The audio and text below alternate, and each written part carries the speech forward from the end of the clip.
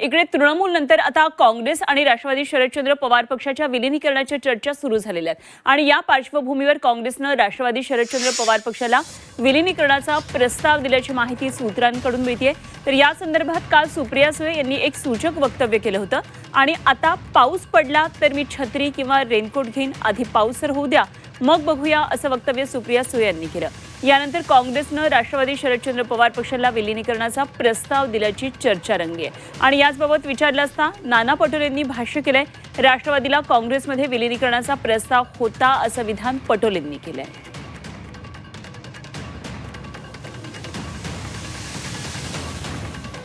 राष्ट्रवादीचं पवारसाहेबांचा प्रस्ताव ऑलरेडी त्यांनी पहिलेही दिलेला होता आणि काही कारणास्तव तो उशीर झालेला होता। आपण मला असं वाटतं की आता जे काही देशातलं राजकारण चाललेलं आहे, देश विकला चाललेला आहे, देशाची संविधानिक व्यवस्था संपत चाललेली आहे,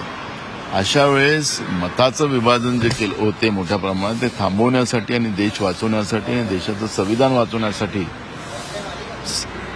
जे काही सेक्युलर विचाराचे पक्ष आहेत त्यांनी सगळ्यांनी एकत्रित यावं अशा पद्धतीची एक प्रक्रिया आता देशपातळीवर सुरू झालेली आहे आणि त्याचीच प्रक्रिया आहे की तृणमूल काँग्रेस असेल, पवारसाहेब असतील,